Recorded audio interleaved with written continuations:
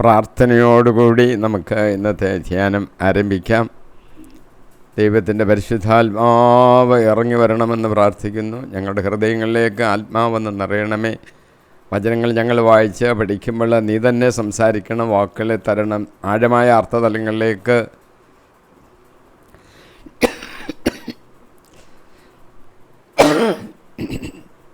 ദൈവത്തിൻ്റെ ആത്മാവ് ഞങ്ങളെ കൂട്ടിക്കൊണ്ടു പോകണമേ, പഠിപ്പിക്കണമേ. കർത്താവ് ശ്രോതാക്കളിൽ കർത്താവിൻ്റെ ആത്മാവ് പ്രവർത്തിച്ച് യേശുവിനെ രക്ഷകനായി സ്വീകരിച്ച് രക്ഷയുടെ അനുഭവത്തിൽ കടന്നു വരുവാൻ ദൈവത്തിൻ്റെ പരിശുദ്ധാത്മാവ് സഹായിക്കണമേ. യേശു ക്രിസ്തുവിൻ്റെ നാമത്തിൽ തന്നെ ആമേൻ. നമ്മൾ ഇന്ന് ചിന്തിക്കുന്നത് എഫേസ്യോസ് 5-ാം അധ്യായം 15 മുതലുള്ള വാക്യങ്ങളാണ്. 15-ാമത്തെ വാക്യം ഞാൻ വായിക്കുന്നു.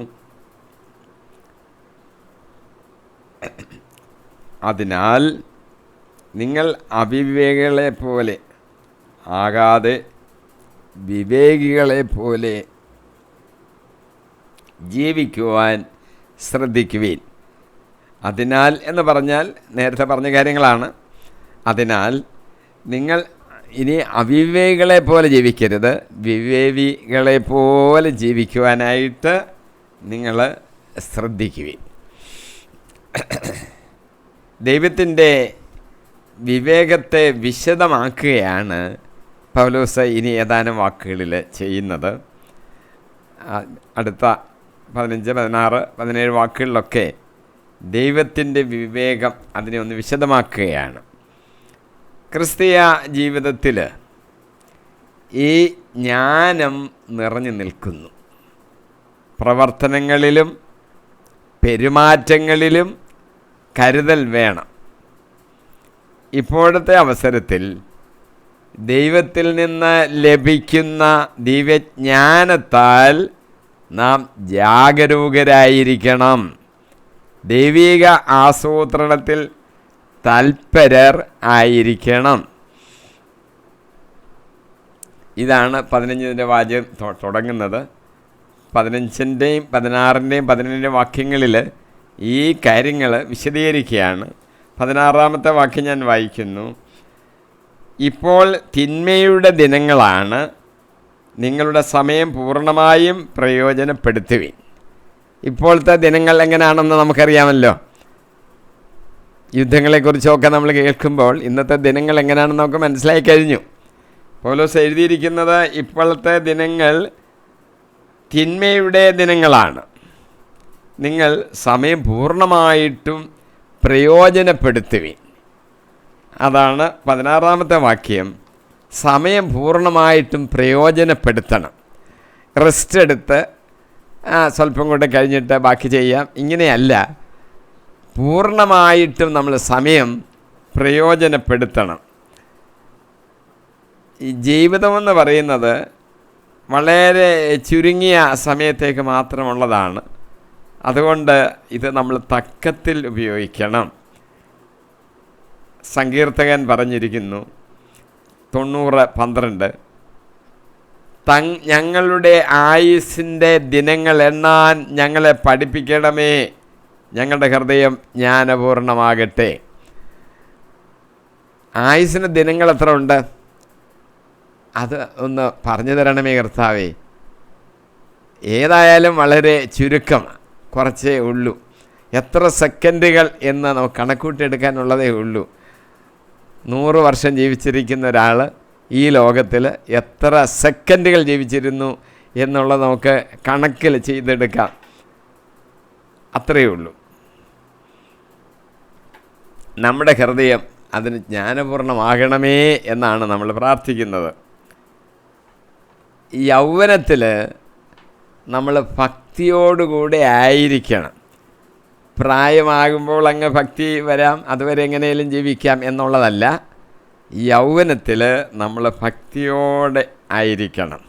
സഭാപ്രസംഗി 12:1 പറയുന്നു, ഒന്നിലും സന്തോഷം തോന്നുന്നില്ല എന്ന് നീ പറയുന്ന ദുർദിനങ്ങളും വർഷങ്ങളും ആഗമിക്കും മുമ്പ് യൗവനകാലത്ത് സൃഷ്ടാവിനെ സ്മരിക്കുക.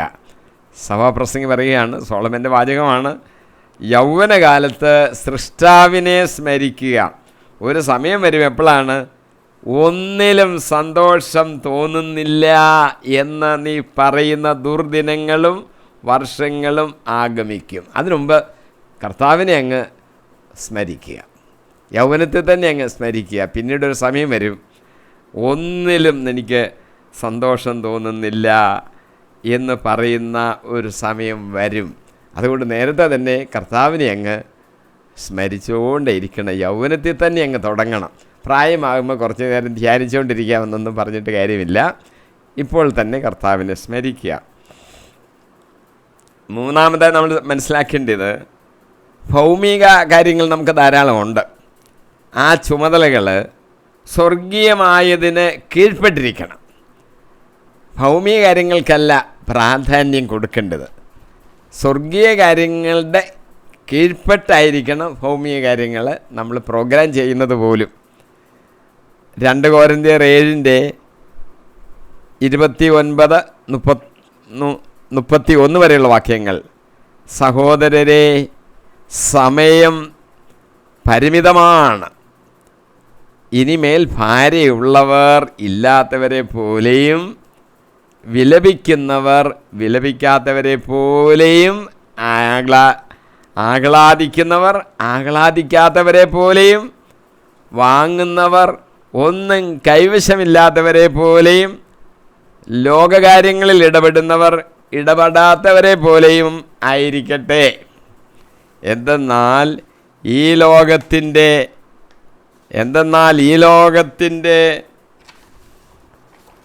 രൂപഭാവങ്ങൾ മാറി മറിഞ്ഞുകൊണ്ടിരിക്കുന്നു. പലതും വേണ്ടാന്ന് വെക്കണം എന്നാണ് പറഞ്ഞതിൻ്റെ അർത്ഥം. ഭാര്യമാരില്ലാത്തവരെ പോലെ അങ്ങ് ആയിരിക്കാൻ, വിലപിക്കുന്നവർ സന്തോഷിക്കുന്നവരെ പോലെ അങ്ങ് ആയിരിക്കാൻ. എന്തെന്നുകൊണ്ടെന്നാൽ ഈ ലോകത്തിൻ്റെ രൂപഭാവങ്ങൾ മാറി മറിഞ്ഞുകൊണ്ട് ഇരിക്കുകയാണ്. നമ്മൾ ഈ ലോകത്തിൽ ജീവിക്കുമ്പോൾ ലോകസമക്ഷം നമ്മൾ മാതൃകാപരമായിട്ട് ജീവിക്കണം. നമ്മളെ കണ്ടാൽ അതൊരു മാതൃകാ പുരുഷനാണ്, നമ്മൾ ചെയ്യുന്നത് പോലെ ചെയ്യാൻ താല്പര്യപ്പെടുന്ന പലരും ഉണ്ടാകും. മാതൃകാപരമായിട്ട് നമ്മൾ ജീവിക്കണം. കൊളോസോസ് 4:5 പുറമേ ഉള്ളവരോട് നിങ്ങൾ വിവേകപൂർവം വർത്തിക്കുവീൻ, സമയം പൂർണ്ണമായും പ്രയോജനപ്പെടുത്തുവീൻ. നമ്മളൊരു കാര്യം മനസ്സിലാക്കിയിരിക്കണം, നമ്മുടെ ഈ ലോക ജീവിതം, ശാരീരിക ജീവൻ ചുരുങ്ങിയൊരു കാലഘട്ടത്തിലേക്കുള്ളതാണ്. ശാരീരിക ജീവൻ ചുരുങ്ങിയതാണ് എന്നുള്ളൊരു ബോധ്യം നമ്മുടെ മനസ്സിൽ ഉണ്ടായിരിക്കണം. 1 ദിനവൃത്താന്തങ്ങൾ 29:15 പറയുന്നു, അവിടുത്തെ മുമ്പിൽ ഞങ്ങൾ ഞങ്ങളുടെ പിതാക്കന്മാരെ പോലെ പരദേശികളും തൽക്കാലവാസക്കാരുമാണ്. ഭൂമിയിൽ ഞങ്ങളുടെ ദിനങ്ങൾ നിഴൽ പോലെയാണ്, എല്ലാം അസ്ഥിരമാകുന്നു. ഇത് നമ്മൾ ഓർക്കണം. വലിയ വലിയ സ്ഥാനങ്ങളിരിക്കുന്നവർ ഒറ്റ നിമിഷം കൊണ്ട് മരണമടയുന്നതൊക്കെ നമ്മൾ കേൾക്കുന്നുണ്ടല്ലോ. ഇതെല്ലാം താൽക്കാലികമാണ്, അസ്ഥിരമാണ് എന്ന് നമ്മൾ ഓർക്കണം. നമ്മൾ നെയ്ത്തിലെ ഓടം പോലെയാണ്. ജോബ് പറയുന്നു 7:9, എൻ്റെ ദിനങ്ങൾ നെയ്ത്തുകാരൻ്റെ ഓടത്തേക്കാൾ വേഗത്തിൽ കടന്നു പോകുന്നു. മൂന്നാമത് ഒരു വചനം, ഓട്ടക്കാരനേക്കാൾ വേഗത്തിൽ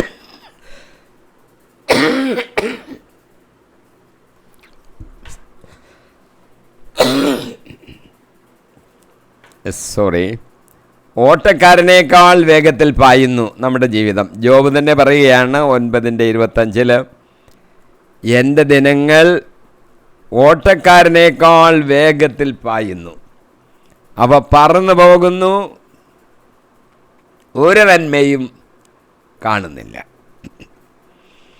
സങ്കീർത്തകൻ പറയുന്നു നമ്മുടെ ജീവിതം ഏതാനും അങ്കുലം മാത്രമാണ്. സങ്കീർത്തനം 39:5, ഇതാ അവിടുന്ന് എൻ്റെ ദിവസങ്ങൾ ഏതാനും അങ്കുലം മാത്രം മാത്രമാക്കിയിരിക്കുന്നു. എൻ്റെ ജീവിതകാലം അങ്ങയുടെ ദൃഷ്ടിയിൽ ശൂന്യപ്രായമായിരിക്കുന്നു. മനുഷ്യൻ ഒരു നിശ്വാസം മാത്രം.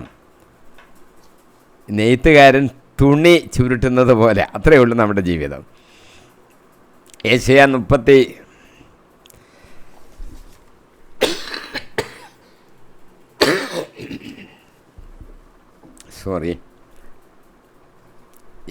38:12. ആട്ടിടേൻ്റെ കൂടാരം പോലെ എൻ്റെ ഭവനം എന്നിൽ നിന്ന് പറിച്ച് മാറ്റിയിരിക്കുന്നു. നെയ്ത്തുകാരനെ പോലെ എൻ്റെ ജീവിതം ഞാൻ ചുരുട്ടിയിരിക്കുന്നു. തറിയിൽ നിന്ന് അവിടുന്ന് എന്നെ മുറിച്ചു നീക്കി. പകലും രാത്രിയും അവിടുന്ന് എന്നെ അന്ത്യത്തിലേക്ക് നയിച്ചുകൊണ്ടിരിക്കുന്നു. നമ്മുടെ ജീവിതം ഒരു മൂടൽമഞ്ഞ് പോലെയാണ്. യാക്കോബ് അപ്പോസ്തലൻ എഴുതിയിരിക്കുന്നു 4:14. നാളത്തെ നിങ്ങളുടെ ജീവിതം എങ്ങനെയുള്ളതായിരിക്കും എന്ന് നിങ്ങൾക്ക് അറിഞ്ഞുകൂടാ. അല്പനേരത്തേക്ക് പ്രത്യക്ഷപ്പെടുകയും അതിനുശേഷം അപ്രത്യക്ഷമാകുകയും ചെയ്യുന്ന മൂടൽമഞ്ഞാണ് നിങ്ങൾ. മനുഷ്യൻ്റെ മഹത്വം എന്ന് പറയുന്നതും ഒരു ക്ഷണികമാണ്. വളരെ നാളത്തേക്ക് നിൽക്കുമെന്നോ എപ്പോഴാണ് അത് പെട്ടെന്ന് വീണു പോകുന്നതെന്നോ ഒന്നും നമുക്കറിയത്തില്ല. പരമോന്നത സ്ഥാനങ്ങളിലിരിക്കുന്നവർ പിറ്റേ ദിവസം കാണാം അങ്ങനൊരാളില്ല, മരിച്ചുപോയി എന്ന് കേൾക്കുന്നത്. ഹോശേയ 9:11-12 എബ്രാഹീമിൻ്റെ മഹത്വം പക്ഷിയെപ്പോലെ പറന്ന് അകലും. അവിടെ ജനനമോ ഗർഭമോ ഗർഭധാരണമോ ഉണ്ടാവില്ല. അവർ കുട്ടികളെ വളർത്തിയാൽ തന്നെ ആരും അവശേഷിക്കാത്ത വിധം അവരെ ഞാൻ സന്താനരഹിതരാക്കും. ഞാൻ അവരിൽ നിന്ന് അകലുമ്പോൾ അവർക്ക് ദുരിതം. 1 പത്രോസ് 1:24 പറയുന്നു, എന്തെന്നാൽ മനുഷ്യരെല്ലാം പുൽക്കൊടിക്ക് തുല്യരാണ്. അവരുടെ മഹിമ പുല്ലിൻ്റെ പൂവിന് തുല്യവും. പുൽക്കൊടികൾ വാടിക്കരിയുന്നു, പൂക്കൾ കൊഴിഞ്ഞു വീഴുന്നു. ഇത്രയേ ഉള്ളൂ മനുഷ്യൻ്റെ കാര്യം. ഇതൊക്കെ തിന്മയുടെ ദിനങ്ങളാണ്. ആദ്യം മുതലേ നമുക്കറിയാം ഭൂമിയെ സംബന്ധിച്ച്. ഭൂമി ദുഷിച്ചു പോവുകയും മനുഷ്യരെല്ലാം ദുർമാർഗികളായി തീരുകയും ചെയ്ത കാലങ്ങൾ ഭൂമിയുടെ ചരിത്രത്തിൽ നമുക്ക് കാണുവാൻ സാധിക്കും. ഉൽപ്പത്തി 6:12 പറയുന്നു, ഭൂമി ദുഷിച്ചു പോയെന്നും ദൈവം കണ്ടു, ലോകത്തിൽ മനുഷ്യരെല്ലാം ദുർമാർഗികളായി. സങ്കീർത്തനം 14:3 പറയുകയാണ്, എല്ലാവരും വഴിതെറ്റി ഒന്നുപോലെ ദുഷിച്ചു പോയി, നന്മ ചെയ്യുന്നവനില്ല, ഒരുവൻ പോലുമില്ല. മീഖ പ്രവാചകൻ പറഞ്ഞിരിക്കുന്നു 7:2, ദൈവഭക്തരായവർ ഭൂമുഖത്തു നിന്ന് അപ്രത്യക്ഷമായിരിക്കുന്നു. മനുഷ്യരുടെ ഇടയിൽ സത്യസന്ധരായി ആരുമില്ല. അവരെല്ലാവരും ദൈവ രക്തത്തിനു വേണ്ടി പതിയിരിക്കുന്നു. ഓരോരുത്തരും സഹോദരനെ കൊടുക്കുവാൻ വല വിരിച്ചിരിക്കുന്നു. നമുക്ക് അറിയാം ഈ കാര്യങ്ങൾ. 2 തീമോഥെയോസ് 3:1-2 പറയുന്നു, ഒരു കാര്യം മനസ്സിലാക്കിക്കൊള്ളുക, അവസാന നാളുകളിൽ ക്ലേശപൂർണമായ സമയങ്ങൾ വരും. അപ്പോൾ സ്നേഹികളും ധനമോഹികളും അഹങ്കാരികളും ഗർവിഷ്ഠരും ദൈവദൂഷകരും മാതാപിതാക്കന്മാരെ അനുസരിക്കാത്തവരും കൃതജ്ഞരും വിശുദ്ധിയില്ലാത്തവരുമായ മനുഷ്യരുണ്ടാകും. 2 തീമോഥെയോസ് 4:3-4 വാക്യങ്ങളിൽ പറയുന്നു, ജനങ്ങൾ ഉത്തമമായ പ്രബോധനത്തിൽ സഹിഷ്ണുത കാണിക്കാത്ത കാലം വരുന്നു. കേൾവിക്ക് ഇമ്പമുള്ളവയിൽ ആവേശം കൊള്ളുകയാൽ അവർ തങ്ങളുടെ അഭിരുചിക്ക് ചേർന്ന പ്രബോധകരെ വിളിച്ചു കൂട്ടും. അവർ സത്യത്തിന് നേരെ ചെവിയടച്ച് കെട്ടുകഥകളിലേക്ക് ശ്രദ്ധ തിരിക്കും. ഇത് പ്രത്യേക ഈ കാലത്ത് നമ്മൾ ശ്രദ്ധിക്കേണ്ടതാണ്. ധാരാളം പ്രാസംഗികരൊക്കെ നമ്മുടെ രാജ്യത്ത് ഇവിടെയൊക്കെ ഉണ്ട്. ആരെയാണ് നമ്മൾ പ്രസംഗത്തിന് വിളിക്കേണ്ടത്? നമുക്ക് കേൾവിക്ക് ഇമ്പമുള്ളത് പറയുന്ന ആളാരാ? അവരെ വിളിക്കാം. നമുക്കിഷ്ടമുള്ളത്, കേൾക്കാൻ ഇഷ്ടമുള്ളത് പറയുന്നവരെ ഇങ്ങ് വിളിക്കാം, മറ്റുള്ളവരെ വിളിക്കണ്ട. അങ്ങനെ വിളിക്കുമ്പോൾ ചിലർ വന്ന് പ്രസംഗിച്ച് കെട്ടുകഥകളും ഒക്കെ പറഞ്ഞ് അതിൽ നമുക്ക് വലിയ രസം തോന്നി അത് കേട്ടുകൊണ്ടിരിക്കും. വിശ്വാസത്തിൽ നിന്ന് മാറിപ്പോകുന്ന സാഹചര്യങ്ങളിലേക്ക് നമ്മൾ ചെന്ന് വീഴാൻ ഇടയുണ്ട്. അവർ സത്യത്തിന് നേരെ ചെവിയടച്ച് കളയുകയാണ്. അത് ശ്രദ്ധിച്ചോണം. കേൾക്കാൻ ഇഷ്ടമുണ്ടെന്ന് പറഞ്ഞാൽ അങ്ങനെ പറയുന്ന ആൾക്കാരെ വിളിച്ചുകൊണ്ട് വരികയല്ല. നിനക്കിപ്പോൾ തന്നെ 4 നിലയിലുള്ളൊരു വീട് 2 മാസത്തിനകത്ത് പൂർത്തിയാകും, അതുകൊണ്ട് ഞങ്ങളുടെ കൂടി ഇങ്ങോട്ട് പോരെ എന്നാരെങ്കിലും പറഞ്ഞാൽ ഓടിപ്പോകണ്ട.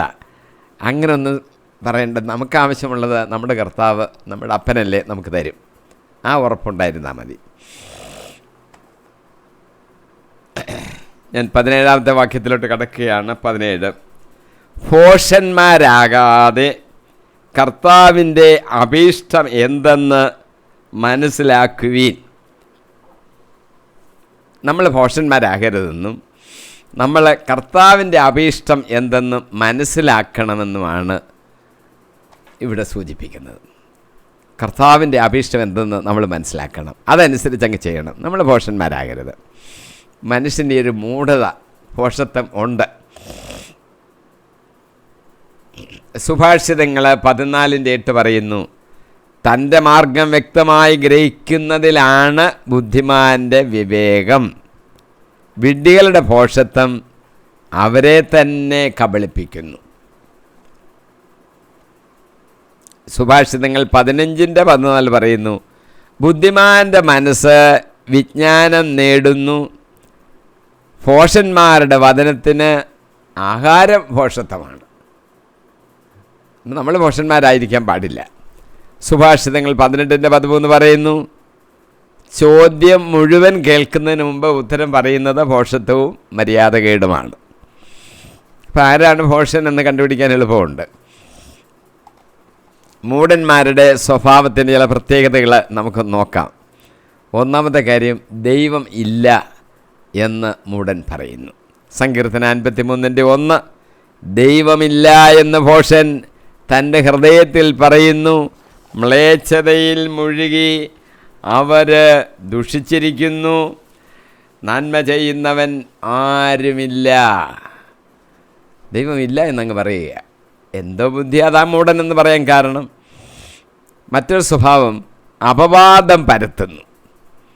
സുഭാഷിതങ്ങൾ 10:18 പറയുന്നു, വിദ്വേഷം മറച്ചു വെച്ച് സംസാരിക്കുന്നവൻ കള്ളം പറയുന്നു, അപവാദം പറയുന്നവൻ മൂഢനാണ്. അവൻ്റെ മൂന്നാമത്തെ സ്വഭാവം, പ്രബോധനം എല്ലാം അങ്ങ് നിരസിച്ച് കളയും. സുഭാഷിതങ്ങൾ 15:5 പറയുകയാണ്, ഭോഷൻ തൻ്റെ പിതാവിൻ്റെ ഉപദേശം പുച്ഛിച്ച് തള്ളുന്നു, വിവേകി ശാസനം ആദരിക്കുന്നു. അപ്പം പറഞ്ഞാലും കേൾക്കത്തില്ല. അതൊക്കെ അവിടെ പോട്ടെ, എനിക്ക് എൻ്റെ ഇഷ്ടം. അങ്ങനെയാണ് ഈ ഭോഷന്മാർ ചെയ്യുന്നത്. ഭോഷൻ്റെ വേറൊരു പ്രത്യേകത, അവർ വഴക്ക് കൂട്ടും. സുഭാഷിതങ്ങൾ 18:6 പറയുന്നു, മൂഢൻ്റെ അധരങ്ങൾ കലഹത്തിന് വഴി തെളിക്കുന്നു, അവൻ്റെ വാക്കുകൾ ചാട്ടോ അടിയെ ക്ഷണിച്ചു വരുത്തുന്നു. വേറൊരു സ്വഭാവം, 5-ാമത്തേതാണ്, ശണ്ട കൂട്ടിക്കൊണ്ടിരിക്കും. സുഭാഷിതങ്ങൾ 20:3, കലഹത്തിൽ നിന്ന് ഒഴിഞ്ഞു മാറുന്നത് ബഹുമതിയാണ്. ഭോഷന്മാർ ശണ്ട കൂട്ടിക്കൊണ്ടിരിക്കും. കൂട്ടിക്കൊണ്ടിരിക്കാൻ അവർക്ക് താല്പര്യം. ഭോഷനാണെന്ന് നമുക്ക് മനസ്സിലാക്കാം. ആറാമത്തെ സംഗതി, അവൻ സ്വന്തം ബുദ്ധിയിലെ വിശ്വാസം അർപ്പിക്കും. ഞാനാണ് ഏറ്റവും മിടുക്കൻ, എൻ്റെ ബുദ്ധി എന്ത് പറയുന്നു അതനുസരിച്ച് മാത്രം ചെയ്യും. സ്വന്തം ബുദ്ധി ഏറ്റവും നല്ലതെന്ന് അവൻ്റെ വിശ്വാസം. സുഭാഷിതങ്ങൾ 28:26. സ്വന്തം ബുദ്ധിയിൽ വിശ്വാസം അർപ്പിക്കുന്നവൻ ഭോഷനാണ്. ജ്ഞാനമാർഗത്തിൽ ചരിക്കുന്നവൻ സുരക്ഷിതനായിരിക്കും. ഏഴാമത്തെ അവൻ്റെ സ്വഭാവം, അന്യായമായിട്ടങ്ങ് സമ്പാദിക്കും. സമ്പാദിച്ച പക്ഷേ അന്യായമായി പോകരുത്. ജെറമ്യ 17:11 പറയുന്നു, താൻ ഇടാത്ത മുട്ടയ്ക്ക് അടയിരിക്കുന്ന തിത്തിരി പക്ഷിയെ പോലെയാണ് അന്യായമായി സമ്പത്ത് സമ്പാദിക്കുന്നവൻ. ജീവിത മധ്യത്തിൽ അത് അവനെ പിരിയും, അവസാനം അവൻ വിഡ്ഢിയാവുകയും ചെയ്യും. വേറെ സ്വഭാവം എൻ്റെ കാപട്യമാണ്. ലൂക്കോസ് 11:39-40 വാക്യങ്ങൾ. ഒരു ഫരീസ്യനോട് സംസാരിക്കുമ്പോൾ യേശു പറയുകയാണ്, ആ വീട്ടിൽ യേശു കർത്താവ് ഭക്ഷണം ചെന്നിരുന്ന് ആ സന്ദർഭത്തിൽ കർത്താവ് പറഞ്ഞൊരു വാചകമാണ്. കർത്താവ് ആ ഫരീസ്യനോട് പറഞ്ഞു, ഫരീസ്യരായ നിങ്ങൾ കോപ്പകളുടെയും പാത്രങ്ങളുടെയും പുറം കഴുകി വെടിപ്പാക്കുന്നു, നിങ്ങളുടെ അകമോ കവർച്ചയും ദുഷ്ടതയും കൊണ്ട് നിറഞ്ഞിരിക്കുന്നു. ഭോഷന്മാരെ, പുറം നിർമ്മിച്ചവൻ തന്നെയല്ലേ അകവും നിർമ്മിച്ചത്? അതുകൊണ്ടാണ് നിങ്ങളെ ഭോഷന്മാരെന്ന് പറയുന്നത്. പുറമൊക്കെ അങ്ങ് മിനുക്കി വെക്കും, അകവശം നമ്മുടെ അകവശം വൃത്തിഹീനമായിരിക്കുന്നു. അതാണ് കുഴപ്പം.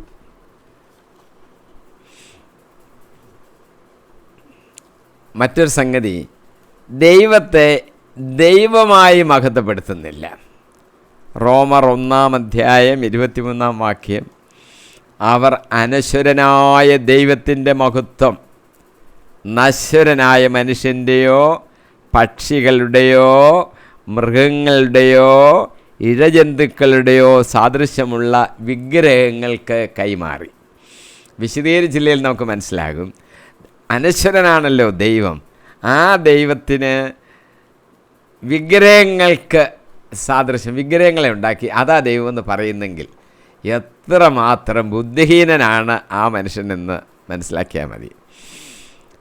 അവന് നശ്വരനായ ദൈവത്തിൽ ഇതാണ് ദൈവം എന്ന് പറയും. നശ്വരനായ മനുഷ്യനിൽ ദൈവം നശ്വരനല്ല. നശ്വരനായ മനുഷ്യനെ കണ്ടിട്ട് ദൈവം എന്ന് പറയുന്ന മനുഷ്യരുണ്ട്. ചില പക്ഷികളെ ദൈവമല്ലേ എന്നാണ് പറയുന്നത്. മൃഗങ്ങളാണ് ചിലർക്ക് ദൈവം. ഇഴജന്തുക്കൾ ദൈവമായിട്ടിരിക്കുന്നു. മാത്രമോ ഉണ്ടാക്കി വെക്കുന്ന വിഗ്രഹങ്ങൾ ദൈവമായിട്ട് കരുതുന്നു.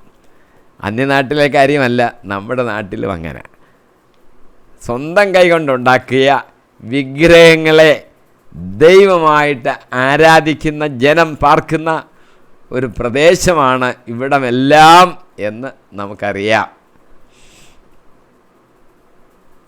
വേറൊരു സ്വഭാവം, ദൈവസന്നിധിയിലാണ് നമ്മൾ സമ്പന്നരാകേണ്ടത്. ചിലർ ദൈവസന്നിധിയിൽ സമ്പന്നരാകാതെ തനിക്ക് വേണ്ടി സമ്പത്ത് ശേഖരിച്ച് വയ്ക്കുന്നു. ഭോഷന്മാരെന്നാണ് ദൈവം അവരെക്കുറിച്ച് പറയുന്നത്. ലൂക്കാ 12:20-21 വാക്യങ്ങളിൽ ഒരു മനുഷ്യനങ്ങ് ഒത്തിരി ഇങ്ങനെ കളക്ട് ചെയ്ത് വെച്ചിട്ട് ഇരിക്കുമ്പോൾ ദൈവം പറയുകയാണ്. ദൈവം അവനോട് പറഞ്ഞു, ഭോഷ, ഈ രാത്രി നിൻ്റെ ആത്മാവിനെ നിന്നിൽ നിന്ന് തിരികെ ആവശ്യപ്പെടും. അപ്പോൾ നീ ഒരുക്കി വച്ചിരിക്കുന്ന ഈ കാര്യങ്ങളെല്ലാം ആരുടേതാകും? ഇതുപോലെയാണ് ദൈവസന്നിധിയിൽ സമ്പന്നനാകാതെ തനിക്ക് വേണ്ടി സമ്പത്ത് ശേഖരിച്ച് വയ്ക്കുന്നവനും ഭോഷൻ. ഈ മൂഢതയുള്ളത് കൊണ്ട് അല്പബുദ്ധികൾ വഞ്ചിതരായി പോവും. സുഭാഷിതങ്ങൾ 14:15 പറയുകയാണ്, ശുദ്ധഗതിക്കാരൻ എന്തും വിശ്വസിക്കുന്നു, ബുദ്ധിമാൻ ലക്ഷ്യത്തിൽ തന്നെ ശ്രദ്ധിക്കുന്നു.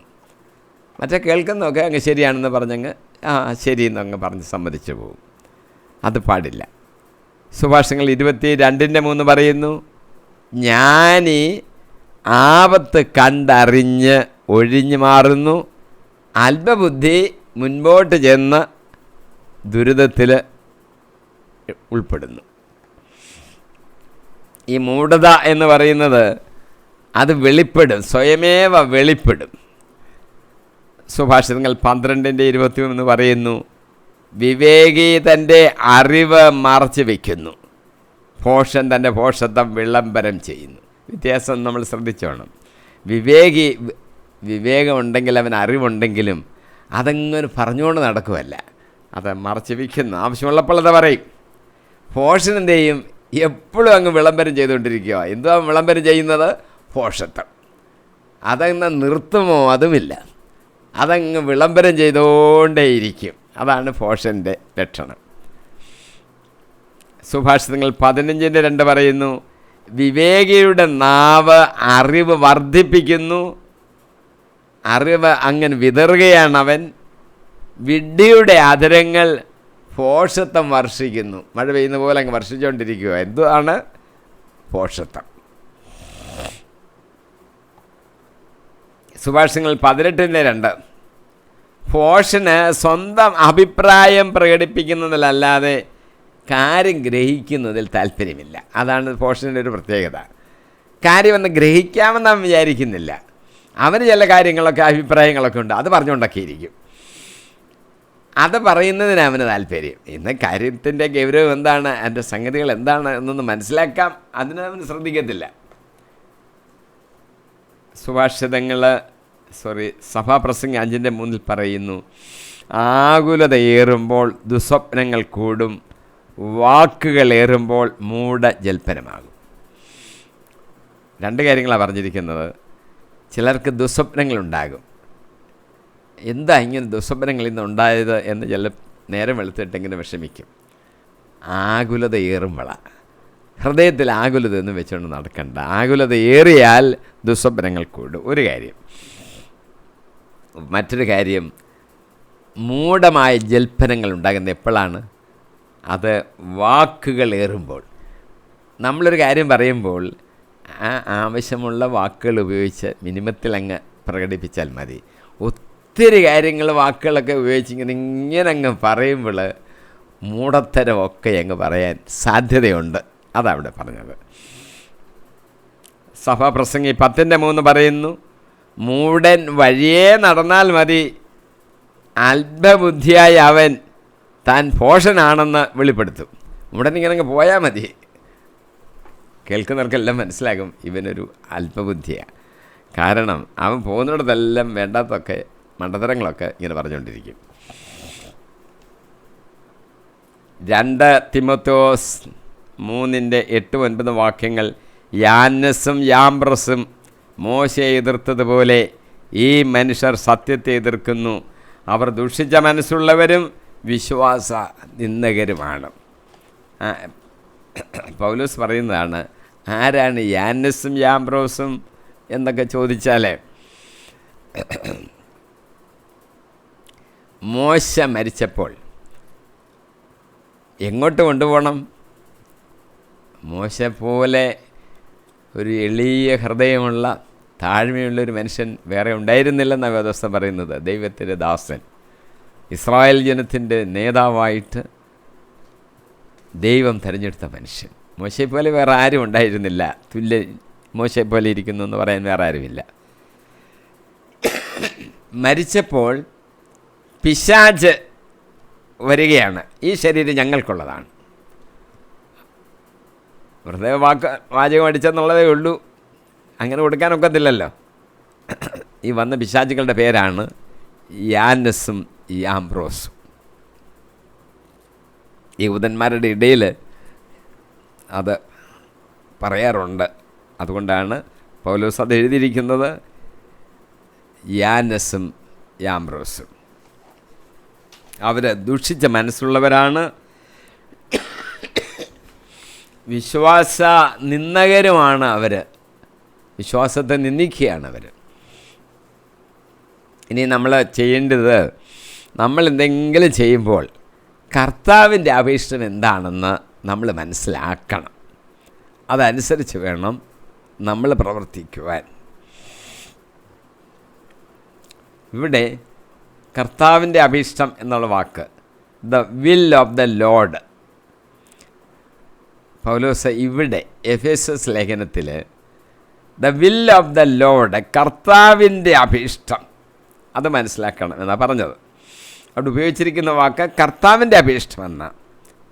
എന്നാൽ പൗലോസിൻ്റെ മറ്റെല്ലാ ലേഖനങ്ങളിലും കർത്താവിൻ്റെ എന്നല്ല, ദൈവത്തിൻ്റെ അഭീഷ്ടം എന്നാണ് ഉപയോഗിച്ചിരിക്കുന്നത്.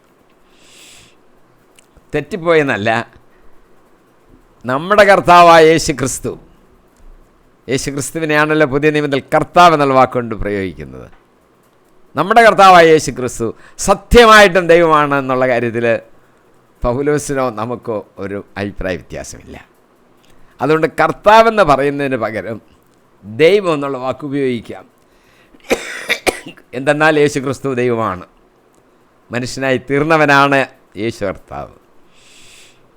അതുകൊണ്ട് പൗലോസ് എഫേസോസ് ലേഖനത്തിൽ കർത്താവിൻ്റെ അഭീഷ്ടം എന്ന് പറഞ്ഞിരിക്കുന്നു. എന്നാൽ മറ്റെല്ലായിടത്തും ദൈവത്തിൻ്റെ അഭീഷ്ടം എന്നാണ് എഴുതിയിരിക്കുന്നത്. നമ്മൾ ദൈവഹിതത്തിന് കീഴടങ്ങണം.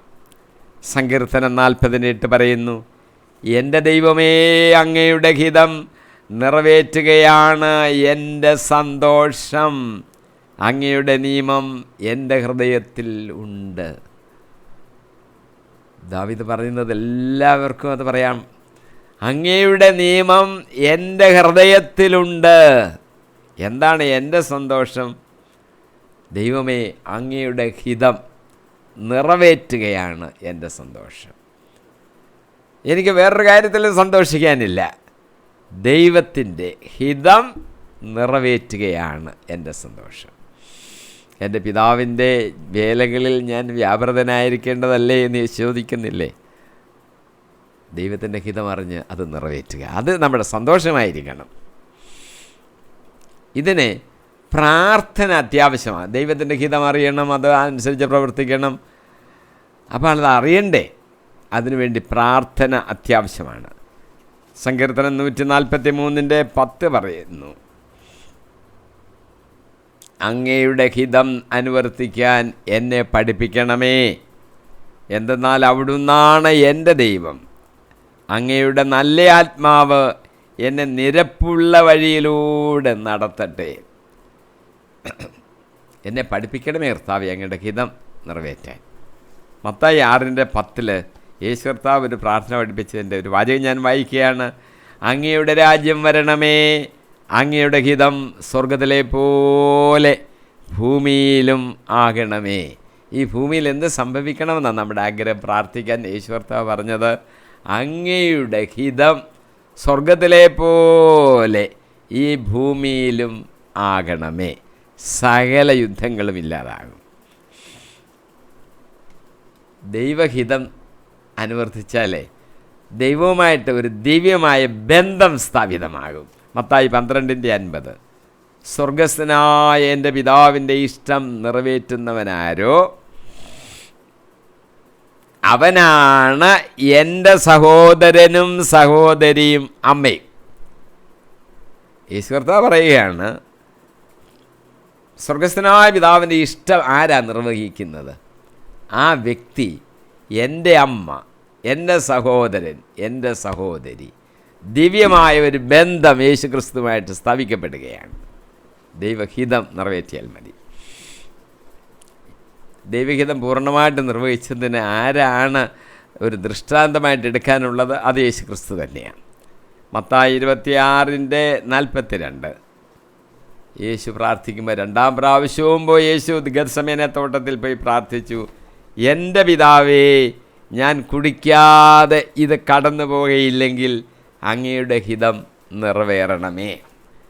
അങ്ങയുടെ ഹിതം നിറവേറണമേ. കർത്താവ് അങ്ങനെ പ്രാർത്ഥിക്കുന്നത്. എൻ്റെ കർത്താവേ, എൻ്റെ പിതാവേ, ഞാൻ കുടിക്കാതെ ഇത് കടന്നു പോവുകയില്ലെങ്കിൽ. അപ്പോൾ ഒരു കാര്യം ഓർക്കണം, ഞാൻ കുടിക്കാതെ ഇത് കടന്നു പോവുകയില്ല എങ്കിൽ എന്ന് പറയുമ്പോൾ കർത്താവിന് ഒരു വലിയ പാനപാത്രം കുടിക്കാനുണ്ട്. അത് തൻ്റെ ക്രൂശിലെ മരണമാണ്. ഇത് വ്യാഴാഴ്ച രാത്രി പ്രാർത്ഥിക്കുകയാണ്. വെള്ളിയാഴ്ചയാണല്ലോ യേശു മരിക്കുന്നത്. ഇത് കടന്നു പോകണമേ എന്നുള്ളത് നമ്മുടെ ശരീരത്തിലെ വേദനകളും ഒക്കെ ഓർക്കുമ്പോൾ ദൈവത്തിൻ്റെ മനുഷ്യത്വത്തെക്കുറിച്ച് ചിന്തിക്കുമ്പോഴാണ് ആ വേദനയെക്കുറിച്ച് നമ്മളങ്ങനെ പറയുന്നത്. കർത്താവ് അങ്ങനെ പ്രാർത്ഥിച്ചു, കർത്താവ് ഇത് പ്രയാസമുള്ള കാര്യമാണ്, എന്തെങ്കിലും സാധ്യതയുണ്ടെങ്കിൽ മാറ്റിത്തരണമേ, അല്ല മാറ്റിത്തരണ്ട എന്നാണ് കർത്താവിൻ്റെ ഹിതമെങ്കിൽ അങ്ങയുടെ ഹിതം നിറവേറട്ടെ. ഇത് നമ്മുടെ ജീവിതത്തിൻ്റെ ഒരു വലിയ പ്രാർത്ഥനയുടെ സ്വഭാവം തന്നെയായിരിക്കണം. ജീവിതത്തിലെ കഷ്ടതകളൊന്നും ഇല്ലാതെ സുഖമായിട്ടങ്ങ് പോകാവോ എന്ന് ചോദിച്ചാൽ കഷ്ടതകളോട് കൂടിയ ഒരു ജീവിതമാണ് കർത്താവ് നമുക്ക് തന്നിട്ടുള്ളത്. കുരിശെടുത്ത്, നിൻ്റെ കുരിശെടുത്ത് എന്നെ അനുഗമിക്കുക എന്ന് യേശു പറയാൻ കാരണം അതാണ്. ദൈവം പ്രപഞ്ചത്തെ സൃഷ്ടിച്ചപ്പോൾ, നമ്മളെ ഭൂമിയൊക്കെ സൃഷ്ടിച്ചപ്പോൾ ദിനരാത്രങ്ങൾ സൃഷ്ടിച്ചു. 12 മണിക്കൂർ ദിനങ്ങളും 12 മണിക്കൂർ രാത്രിയും, ഇങ്ങനെയുള്ള രീതിയിലാണ് ദൈവം സൃഷ്ടിച്ചേക്കുന്നത്. അങ്ങ് സുഖമായിട്ടങ്ങനെ അങ്ങ് കടന്നു പോകുന്ന ഒരു ജീവിത രീതിയെ അല്ല കർത്താവ് നമുക്ക് തന്നിരിക്കുന്നത്. കഷ്ടതകളുണ്ട്. ആ കുരിശുകൾ വഹിക്കണം, വഹിച്ച് കർത്താവിൻ്റെ പിന്നാലെ പോകണം. ഇതാണ് കർത്താവ് പറഞ്ഞിരിക്കുന്നത്. ചോദ്യങ്ങൾ തരുമ്പോൾ വളരെ ഈസി ആയിട്ടുള്ള ചോദ്യങ്ങൾ മാത്രമേ തരാവൂ എന്നൊരു വിദ്യാർത്ഥി ആവശ്യപ്പെടേണ്ട കാര്യമില്ലല്ലോ. ചോദ്യങ്ങൾ എളുപ്പമുള്ള ക്വസ്റ്റ്യൻസും കാണും, കട്ടിയുള്ള ക്വസ്റ്റ്യൻസും കാണും. ജീവിതത്തിലെ പലതരത്തിലുള്ള ജീവിത രീതികൾ, പ്രയാസങ്ങളിൽ കൂടെ ഒക്കെ കടന്നു പോകും. ഈ സന്ദർഭങ്ങളിൽ നമ്മൾ എങ്ങനെയാണ് അതിനെ അഭിമുഖീകരിക്കുന്നത് എന്നുള്ളതാണ് കർത്താവ് നോക്കുന്നത്. നമ്മൾ ദൈവത്തിലുള്ള ആശ്രയം വിട്ടുകളയരുത്. ആ ആശ്രയബോധം, വിശ്വാസവും ശക്തീകരിക്കണം. അവനിൽ ആശ്രയിച്ചുകൊണ്ട് ചെയ്യുമ്പോൾ അത് വിജയിക്കും. അപ്പോൾ ഇല്ലാതായി പോകണമെന്നല്ല, അതിനെ തരണം ചെയ്ത് മുന്നോട്ട് പോകുവാനുള്ള ശക്തി, കൃപ തരണമെന്നാണ് പ്രാർത്ഥിക്കേണ്ടത്. പൗലോസിനോടും യേശു അങ്ങനെ തന്നെയാണ് പറഞ്ഞത്. നിനക്ക് എൻ്റെ കൃപ മതി. എൻ്റെ കൃപയുണ്ടെങ്കിൽ ഇതെല്ലാം അങ്ങ് നടക്കും. കയ്യിലെ കാലിലെ വേദന പോകണമെന്നൊന്നും പ്രാർത്ഥിച്ചുകൊണ്ടിരിക്കേണ്ട കാര്യമില്ല. അത് ഞാൻ തന്നതാണ്. നിനക്ക് എൻ്റെ കൃപ മതി. അതാണ് യേശു പറഞ്ഞത്. അതാണ് നമ്മളും പ്രാർത്ഥിക്കേണ്ടത്. കർത്താവിൻ്റെ കൃപ തരണമേ. ചിലർ ക്യാൻസർ രോഗമായിരിക്കും, കിടപ്പിലായിരിക്കും. ചിലർക്ക് നിത്യമായി കട്ടിലെ കിടക്കേണ്ട രോഗമായിരിക്കും. ചിലർ ആക്സിഡൻറ്റിൽ 2 മാസം ഒടിഞ്ഞ് ആശുപത്രിയിൽ കിടക്കേണ്ട ഒരവസ്ഥയായിരിക്കും. കർത്താവ് മാറ്റിത്തരും, പ്രാർത്ഥിച്ചുകൊണ്ടാൽ മതി. അതിൽ കൂടെ കടന്നു പോയിട്ടും കർത്താവിനെ വിടാതെ മുറുകെ പിടിക്കുന്ന അനുഭവമാണ് ഉണ്ടാകേണ്ടത്. നിൻ്റെ ഹിതം നടക്കണമേ കർത്താവേ. ഇത് അങ്ങനെ ആകണമെന്നാണ് കർത്താവ് വിചാരിക്കുന്നെങ്കിൽ അങ്ങനെ സംഭവിക്കട്ടെ.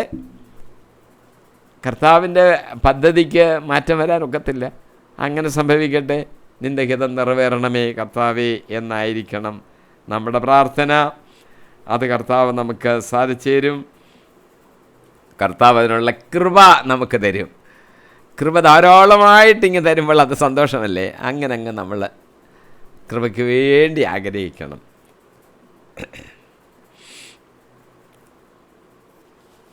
വേറൊന്ന്, നമ്മൾ ദൈവത്തിൻ്റെ ഹിതം നിറവേറ്റുവാണെങ്കിൽ നമ്മൾ ആത്മീയ പരിജ്ഞാനത്തിലേക്കാണ് നയിക്കപ്പെടുന്നത്. യോഹന്നാന്റെ സുവിശേഷം 7-ാം അധ്യായം 17-ാം വാക്യം പറയുന്നു, അവിടുത്തെ ഹിതം നിറവേറാൻ മനസ്സുള്ളവൻ. യേശു കർത്താവ് പറയുന്നൊരു വാചകമാണ്. അവിടുത്തെ ഹിതം നിറവേറ്റാൻ മനസ്സുള്ളവൻ എൻ്റെ പ്രബോധനം ദൈവത്തിൽ നിന്നുള്ളതോ അതോ ഞാൻ സ്വയമായി പറയുന്നതോ എന്ന് മനസ്സിലാക്കും.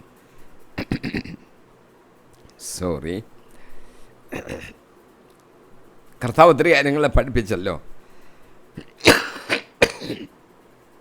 ചിലർക്ക് മനസ്സിലാകാൻ സാധിക്കുന്നില്ല.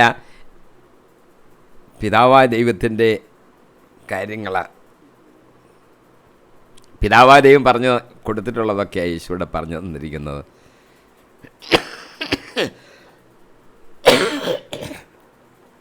എന്നാൽ ദൈവത്തിൻ്റെ ഹിതം നിറവേറ്റുവാൻ ആഗ്രഹിക്കുന്നവർ ഇത് എൻ്റെ ഹിതമല്ല, ഇത് ദൈവത്തിൻ്റെ ഹിതമാണെന്ന് അവർ മനസ്സിലാക്കും.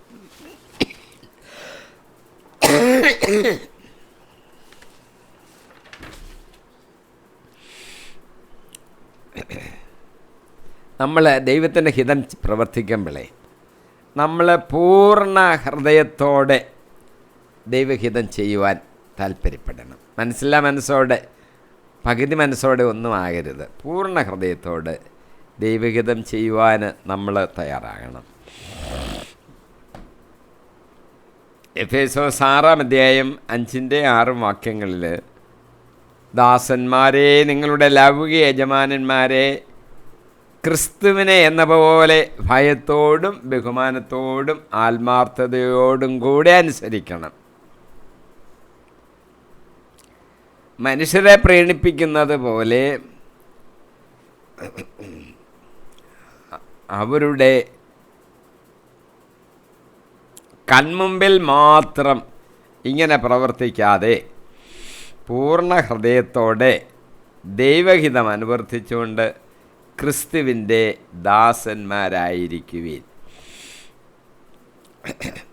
ലൗകിക യജമാനന്മാരെ സേവിക്കേണ്ടതിൻ്റെ കാര്യമാണ് പറഞ്ഞിരിക്കുന്നത്. അവിടെ നമ്മൾ ചെയ്യുന്നത് ഇത് നമ്മുടെ ഒരു സാധാരണ ആളാണല്ലോ എന്നുള്ള രീതിയിലല്ല, കർത്താവിന് ചെയ്യുന്നത് പോലെ അങ്ങ് പൂർണ്ണ ഹൃദയത്തോടെ ചെയ്യണം. അപ്പോൾ നിങ്ങൾ കർത്താവിൻ്റെ ദാസന്മാരായിരിക്കണം. അവരെ ഭയത്തോടും ബഹുമാനത്തോടും കരുതണം. ആത്മാർത്ഥതയോടുകൂടി അനുസരിക്കണം. അവർ കാണുന്നതിന് വേണ്ടി ഇങ്ങനെ ചില കാര്യങ്ങൾ ചെയ്ത് ഒപ്പിക്കുകയല്ല, ആത്മാർത്ഥതയുണ്ടായിരിക്കണം. അപ്പോൾ ദൈവികമായ കാര്യങ്ങളിലും നമ്മൾ പ്രവർത്തിക്കുമ്പോൾ ആത്മാർത്ഥതയുണ്ടായിരിക്കും. ദൈവം എപ്പോഴും എല്ലാം കാണുന്നുണ്ടല്ലോ. യജമാനന്മാരെ ആണെങ്കിൽ അവർ കാണുന്ന സമയത്ത് എന്തെങ്കിലും ചെയ്ത് അവരെ കാണിക്കാൻ വേണ്ടി ചെയ്യുന്നത് നമുക്ക് വിചാരിക്കാം, പക്ഷെ അതും പാടില്ലെന്നാണ് പറഞ്ഞത്. ആത്മാർത്ഥതയോടെ ചെയ്യണം. ഇങ്ങനെ തന്നെ ആയിരിക്കണം ദൈവഹിതം നിറവേറ്റാനും നമ്മൾ ബന്ധപ്പെടേണ്ടത്.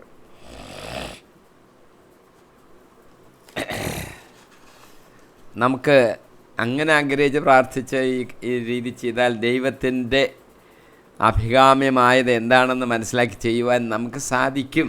ഹെബ്രായ ലേഖനം 13:20-21 പറയുന്നു, ആടുകളുടെ വലിയ ഇടയനെ, നമ്മുടെ കർത്താവായ യേശുവിനെ, മരിച്ചവരിൽ നിന്ന് ഉയർപ്പിച്ച സമാധാനത്തിൻ്റെ ദൈവം നിത്യമായ ഉടമ്പടിയുടെ രക്തത്താൽ എല്ലാ നന്മകളും കൊണ്ട് നിങ്ങളെ ധന്യരാക്കട്ടെ. അങ്ങനെ യേശുക്രിസ്തുവിലൂടെ നമ്മിൽ പ്രവർത്തിക്കുന്ന അവിടുത്തെ ഹിതം, അവിടുത്തേക്ക് അഭികാമ്യമായതും നിറവേറ്റുവാൻ നിങ്ങളെ സഹായിക്കും. ആ രക്തം കൊണ്ട്, അത് നിത്യമായ ഉടമ്പടിയുടെ രക്തമാണ്, ആ രക്തം കൊണ്ട് നമ്മളെ തളിച്ച് എല്ലാ നന്മകളും കൊണ്ട് നമ്മളെ ധന്യരാക്കും. അങ്ങനെ യേശുക്രിസ്തുവിലൂടെ ദൈവഹിതം നിർവഹിക്കുവാൻ നമ്മൾ കഴിവുള്ളവരായി മാറും. നമുക്കത് ചെയ്യുവാൻ സാധിക്കും. നമ്മൾ കർത്താവിൻ്റെ ഹിതമറിഞ്ഞ് അവിടുത്തെ ഉടമ്പടിയുടെ രക്തത്താൽ വിശുദ്ധീകരിക്കപ്പെട്ട് ഇരുന്നാൽ ദൈവത്തിൻ്റെ ഹിതം എന്താണെന്ന് മനസ്സിലാക്കി അങ്ങനെ പ്രവർത്തിക്കുവാൻ നമുക്ക് സാധിക്കും. വേറൊന്ന്, നമ്മുടെ മനസ്സൊന്ന് നവീകരിക്കപ്പെടണം. 7ാമത്തെ പോയിൻ്റാണ്. റോമർ 12:2 പറയുന്നു, നിങ്ങൾ ഈ ലോകത്തിന് അനുരൂപരാകരുത്, പ്രത്യുത നിങ്ങളുടെ മനസ്സിൻ്റെ നവീകരണം വഴി രൂപാന്തരപ്പെടുവീൻ. രൂപാന്തരപ്പെടുന്ന പല അർത്ഥത്തിൽ പല കാര്യങ്ങൾ പറഞ്ഞിട്ടുണ്ട് ബൈബിളിൽ. ഇവിടെ പറഞ്ഞിരിക്കുന്നത് നമ്മളൊന്ന് രൂപാന്തരപ്പെടണം, നമ്മുടെ മനസ്സിൻ്റെ നവീകരണം വഴി. മനസ്സൊന്ന് നവീകരിക്കണം. ദൈവഹിതം എന്തെന്നും നല്ലതും പ്രീതിജനകവും പരിപൂർണവുമായത് എന്തെന്നും വിവേചിച്ചറിയാൻ അപ്പോൾ നിങ്ങൾക്ക് സാധിക്കും. നമ്മുടെ മുമ്പിൽ വെച്ചിട്ട് നമ്മൾ തന്നെ ഒന്ന് വിവേചിക്കണം, ഏതാ നല്ലത്. അങ്ങനെ വിവേചിക്കാനുള്ളൊരു കഴിവ് നമുക്ക് വേണമല്ലോ. അങ്ങനെ നമുക്ക് വിവേചിക്കുവാനുള്ള ഒരു കഴിവ് കിട്ടും. എപ്പോഴാണ് നമ്മുടെ മനസ്സുകൊണ്ട് നമ്മളൊന്ന് നവീകരിക്കപ്പെടണം. നമ്മുടെ മനസ്സിനെ ഒന്ന് നവീകരിക്കണം. അപ്പോൾ നമുക്ക് കിട്ടുന്ന പ്രത്യേക ഗുണം ദൈവഹിതം എന്താണെന്ന് വിവേചിക്കുവാൻ സാധിക്കും, നല്ലതെന്താണെന്ന് വിവേചിക്കുവാൻ സാധിക്കും, ദൈവത്തിന് പ്രീതിജനകമായത് എന്തെന്ന് വിവേചിക്കുവാൻ സാധിക്കും, പരിപൂർണമായത് എന്തെന്ന് വിവേചിച്ചറിയുവാൻ നമുക്ക് സാധിക്കും. അപ്പോൾ നവീകരിക്കപ്പെട്ട ഒരു മനസ്സ് നമുക്കുണ്ടായിരുന്നാൽ മതി. ദൈവഹിതം അത് നമ്മുടെ ജീവിതത്തിൻ്റെ പ്രമാണമായിരിക്കണം. യാക്കോബ് അപ്പോസ്തലൻ 4:15 പറയുന്നു, എവിടെയെങ്കിലും പോയി താമസിക്കുമ്പോൾ ഞാനങ്ങ് പോയി ഇപ്പോൾ താമസിക്കുക, അങ്ങോട്ട് പോകാമെന്ന് അങ്ങ് എൻ്റെ ഒരു പ്രവൃത്തിയായിട്ടല്ല പറയേണ്ടത്. നിങ്ങൾ ഇങ്ങനെയാണ് പറയേണ്ടത്, കർത്താവ് മനസ്സാകുന്നെങ്കിൽ ഞങ്ങൾ ജീവിക്കുകയും യഥായുക്തം പ്രവർത്തിക്കുകയും ചെയ്യും. ഞങ്ങളിതൊക്കെ ചെയ്യുമെന്ന് അങ്ങനെ വീമ്പടിക്കുകയല്ല ചെയ്യേണ്ടത്. നമ്മൾ പറയണം, കർത്താവിന് അത് ഹിതമാണെങ്കിൽ ഞങ്ങളത് ചെയ്യും, കർത്താവിൻ്റെ ഹിതമാണ് ചെയ്യുന്നത്, അങ്ങനെ യഥായുക്തം ഞങ്ങൾ പ്രവർത്തിക്കുകയും ചെയ്യും.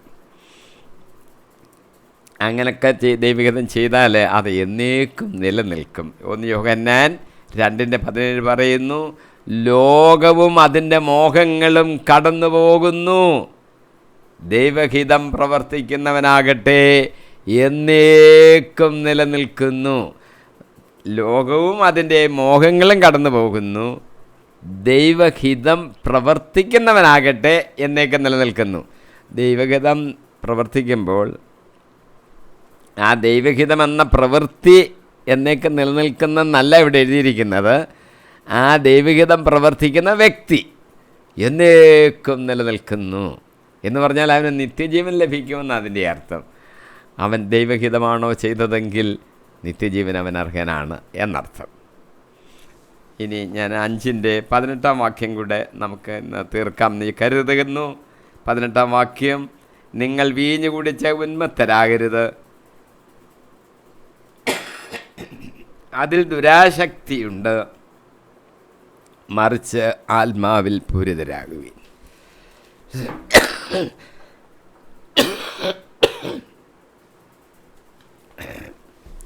5:18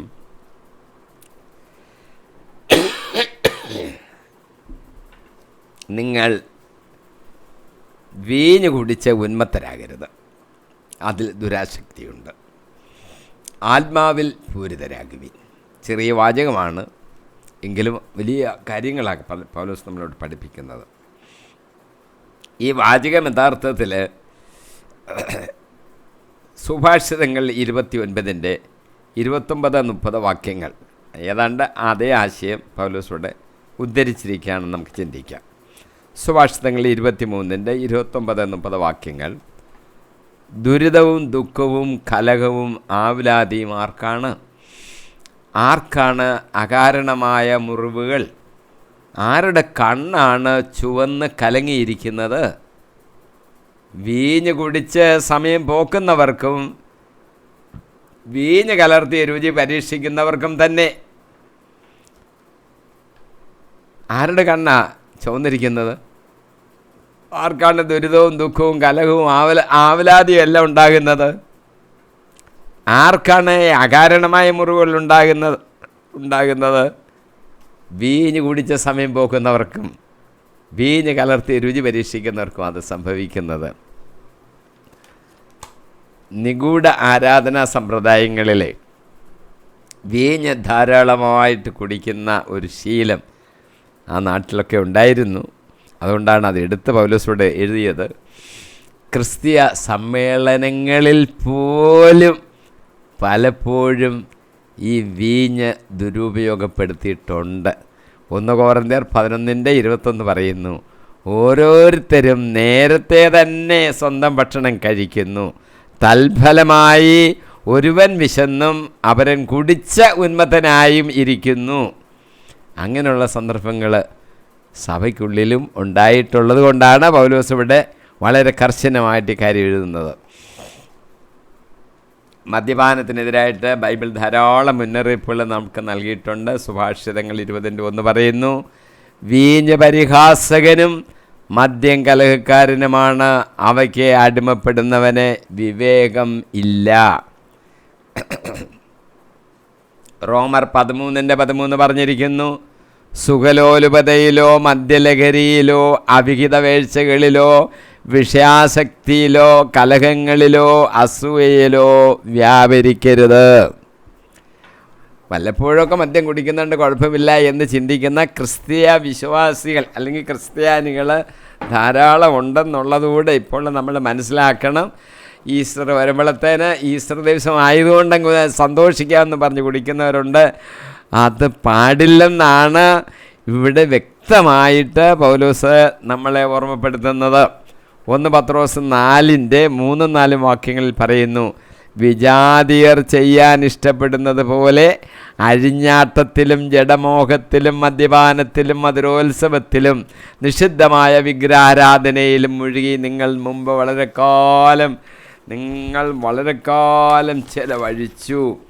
അവരുടെ ദുഷ്പ്രവർത്തികളിൽ ഇപ്പോൾ നിങ്ങൾ പങ്കുചേരാത്തതുകൊണ്ട് അവർ വിസ്മയിക്കുകയും നിങ്ങളെ ദുഷിക്കുകയും ചെയ്യുന്നു. പണ്ട് നിങ്ങൾ ഒത്തിരി ഇങ്ങനെയൊക്കെ സമയം ചെലവഴിച്ചു, ഇപ്പം നിങ്ങളതിൽ ഏർപ്പെടാത്തത് കൊണ്ട് അവർ വിസ്മയിക്കുന്നുണ്ട്. എന്നിട്ട് നിങ്ങളെ ദുഷിക്കുക, കുഴപ്പമില്ല, ദുഷിച്ചാലും കുഴപ്പമില്ല, നിങ്ങളിപ്പം നവീകരിക്കപ്പെട്ടിരിക്കുകയാണ്. നമ്മൾ മദ്യം ഉപയോഗിക്കരുത്, പൂരിതരാകാൻ പറയുന്നുണ്ട്. മദ്യം ഉപയോഗിച്ചല്ല, ആത്മാവിൽ പൂരിതരാകുവീൻ. ഇതാണ് പൗലോസ് നമ്മളെ പഠിപ്പിക്കുന്നത്. നമ്മളും പൂരിതരായി ഉന്മത്തരെ പോലെ ആയിരിക്കണം. വീഞ്ഞ് കുടിച്ചിട്ടും മദ്യം ഉപയോഗിച്ചിട്ടുമല്ല, ആത്മാവിൽ പൂരിതരായിരുന്നോളീൻ. അത് നിറഞ്ഞ് കവിയുന്ന പാനപാത്രമായിരിക്കണം. സങ്കീർത്തനം 23:5 പറയുന്നു, എൻ്റെ ശത്രുക്കളുടെ മുമ്പിൽ അവിടുന്ന് എനിക്ക് വിരുന്ന് ഒരുക്കുന്നു, എൻ്റെ ശിരസ് തൈലം കൊണ്ട് അഭിഷേകം ചെയ്യുന്നു, എൻ്റെ പാനപാത്രം കവിഞ്ഞ് ഒഴുകുന്നു. ആത്മാവിലുള്ള നിറവാണ്. പിന്നെ നമ്മളിൽ സന്തോഷത്തിൻ്റെ നിറവ് ദൈവം തരുന്നുണ്ട്. യോഹന്നാൻ 15:11 പറയുന്നു, ഇത് ഞാൻ നിങ്ങളോട് പറഞ്ഞത് എൻ്റെ സന്തോഷം നിങ്ങളിൽ കുടികൊള്ളാനും നിങ്ങളുടെ സന്തോഷം പൂർണ്ണമാകാനും വേണ്ടിയാണ്. പരിപൂർണരായിരിക്കണം എന്ന് പറഞ്ഞത്, പൂരിതരായിരിക്കണം എന്ന് പറയുന്നത് ആത്മാവിൽ പൂരിതരാകണം, സന്തോഷത്തിൽ നമ്മൾ പൂരിതരാകണം. കർത്താവ് നമ്മളോട് ചില കാര്യങ്ങൾ നേരത്തെ അങ്ങ് പറഞ്ഞു, സ്വർഗത്തിലോട്ട് പോകുന്നതിന് മുമ്പ്, മരണത്തിന് മുമ്പായിട്ട്. എന്തിനാ ഞാനിത് പറയുന്നതെന്നറിയാവോ? നിങ്ങളുടെ സന്തോഷം പൂർണ്ണമാകാൻ വേണ്ടിയാണ് എന്ന് കർത്താവ് പറഞ്ഞു. അത് നമുക്ക് പൂർണ്ണമായ സന്തോഷം നമുക്കുണ്ടായിരിക്കണം. ദൈവത്തിൻ്റെ സമ്പൂർണ്ണതയിൽ നമ്മൾ പൂർണ്ണരാകണം. എഫേസ്യർ 3:19 പറഞ്ഞിരിക്കുന്നു, അറിവിനെ അതിശയിക്കുന്ന ക്രിസ്തുവിൻ്റെ സ്നേഹം നിങ്ങൾ ഗ്രഹിക്കാനും അതുവഴി ദൈവത്തിൻ്റെ സമ്പൂർണ്ണതയിൽ നിങ്ങൾ പൂരിതരാകാനും ഇടയാകട്ടെ. നമ്മൾ ക്രിസ്തുവിൻ്റെ സ്നേഹം ഗ്രഹിക്കണം. അപ്പോൾ നമ്മൾ ദൈവത്തിൻ്റെ പൂർണ്ണതയിലോട്ട് പൂരിതരാകും. നാലാമതൊരു കാര്യം, ജ്ഞാനത്തിൻ്റെ നിറവ് ഉണ്ടാകും. കൊളോസോസ് 1:9 പറയുന്നു, നിങ്ങൾക്ക് വേണ്ടി പ്രാർത്ഥിക്കുന്നതിൽ നിന്ന് ഞങ്ങൾ വിരമിച്ചിട്ടില്ല. നിങ്ങൾ പൂർണ്ണമായ ജ്ഞാനവും ആത്മീയ അറിവും വഴി ദൈവഹിതത്തെക്കുറിച്ചുള്ള ഉൾക്കാഴ്ച കൊണ്ടെന്നറിയാൻ വേണ്ടിയാണ് ഞങ്ങൾ പ്രാർത്ഥിക്കുന്നത്. പൗലോസ് നമുക്ക് വേണ്ടി പ്രാർത്ഥിക്കുകയാണ്. അത് ശ്രദ്ധിച്ചോണം. മറ്റുള്ളവർക്ക് വേണ്ടി പ്രാർത്ഥിക്കണം. മറ്റുള്ളവർക്ക് വേണ്ടി നമ്മൾ പ്രാർത്ഥിക്കുന്ന പല വിഷയങ്ങളെക്കുറിച്ചും പ്രാർത്ഥിക്കാം. രോഗശാന്തിക്ക് വേണ്ടിയൊക്കെ പ്രാർത്ഥിക്കാം. ഇവിടെ പൗലോസ് പറഞ്ഞിരിക്കുന്ന ഒരു കാര്യം, നിങ്ങളെല്ലാവരും പൂർണ്ണജ്ഞാനം നിങ്ങൾക്ക് കിട്ടണം. നമുക്ക് പൂർണ്ണജ്ഞാനം കിട്ടുന്നത് നല്ലതല്ലേ? നമ്മൾ മറ്റുള്ളവർക്ക് വേണ്ടി പ്രാർത്ഥിക്കണം. പൂർണ്ണമായ ജ്ഞാനം, ആത്മീയമായ ഒരു അറിവ് നമുക്കുണ്ടാകണം, പൂർണ്ണമായിട്ടും ഉണ്ടാകണം. ദൈവഹിതത്തെക്കുറിച്ചുള്ള ഉൾക്കാഴ്ച നമുക്കുണ്ടാകണം. 3 കാര്യങ്ങൾ അവിടെ എടുത്ത് പറഞ്ഞത്. പൂർണ്ണമായ ജ്ഞാനം ഉണ്ടാകണം, ആത്മീയമായ ഒരു അറിവുണ്ടാകണം, ദൈവഹിതത്തെക്കുറിച്ചുള്ള ഉൾക്കാഴ്ച നമുക്കുണ്ടാകണം. അത്യാവശ്യമായിട്ട് നമുക്കുണ്ടാകണം. നമുക്ക് വേണ്ടി നമുക്ക് പ്രാർത്ഥിക്കാം, മറ്റുള്ളവർക്ക് വേണ്ടി നമുക്ക് പ്രാർത്ഥിക്കാം. പൗലോസ് നമുക്ക് വേണ്ടി പ്രാർത്ഥിക്കുന്നത് ഈ ഉൾക്കാഴ്ച കൊണ്ടൊക്കെ ഈ 3 കാര്യങ്ങളാണ്. പൂർണ്ണമായ ജ്ഞാനം, ആത്മീയ അറിവ്, ദൈവഹിതത്തെക്കുറിച്ചുള്ള ഉൾക്കാഴ്ച കൊണ്ട് നമ്മൾ നിറയാൻ വേണ്ടി പൗലോസ് പ്രാർത്ഥിക്കുകയാണ്. അപ്പോൾ 18-ാമത്തെ വാക്യമാണ് നമ്മളിപ്പോൾ പറഞ്ഞത്. അപ്പോൾ ഇന്ന് നാം പഠിക്കുകയും ധ്യാനിക്കുകയും ചെയ്തത് എഫേസ്യർ 5 15 മുതൽ 18 വരെയുള്ള വാക്യങ്ങളാണ്. നമ്മൾ വിവേകികളായിട്ട് ജീവിക്കുവാൻ ആ വചനം നമ്മളോട് ആഹ്വാനം ചെയ്യുന്നു. സമയം നമ്മൾ പൂർണ്ണമായിട്ടും ഉപയോഗിക്കണം. മനുഷ്യൻ്റെ ശാരീരിക ജീവൻ എന്ന് പറയുന്നത് ചുരുങ്ങിയതാണ്. മഹത്വം എന്ന് പറയുന്നത് ക്ഷണികമാണ്. തിന്മയുടെ ദിനങ്ങളാണ് ഇതെന്നുള്ളത് നമ്മൾ മനസ്സിലാക്കി മനുഷ്യൻ്റെ മൂഢതയെക്കുറിച്ച് നമ്മൾ ചിന്തിച്ചു. മൂഢന്മാരുടെ സ്വഭാവത്തിൻ്റെ ചില പ്രത്യേകതകൾ നാം കണ്ടു. മൂഢതയാൽ അല്പബുദ്ധികൾ വഞ്ചിതരാക്കപ്പെടുന്നുവെന്ന് നാം മനസ്സിലാക്കി. ദൈവത്തിന് അടങ്ങിയിരിക്കാനും വീഞ്ഞു കുടിച്ച് ഉന്മത്തരാകാതിരിക്കാനും നമ്മൾ ശ്രദ്ധിക്കണം. വീഞ്ഞു കുടിച്ചാൽ അതിൽ ദുരാശക്തിയുണ്ട് എന്ന് നമ്മൾ മനസ്സിലാക്കി. നാം പൂരിതരാകണം, ആത്മാവിൽ പൂരിതരാകണം. ഇതാണെന്നൊക്കെ നമ്മളിന്ന് ചിന്തിച്ച വിഷയങ്ങൾ. അടുത്ത 152-ാം എപ്പിസോഡിൽ എഫേസോസിൻ്റെ 5:19 മുതൽ നമുക്ക് പഠിക്കാം, ധ്യാനിക്കാം. ദൈവത്തിൻ്റെ പരിശുദ്ധാത്മാവ് നമ്മളെ നടത്തട്ടെ, അനുഗ്രഹിക്കട്ടെ, വഴി പിടിച്ച് നടത്തട്ടെ. ദൈവഹിതം അറിയുവാൻ നമ്മളെ സഹായിക്കട്ടെ. സകലതും യേശു ക്രിസ്തുവിൻ്റെ നാമത്തിൽ തന്നെ. ആമീൻ, ആമീൻ, ആമീൻ.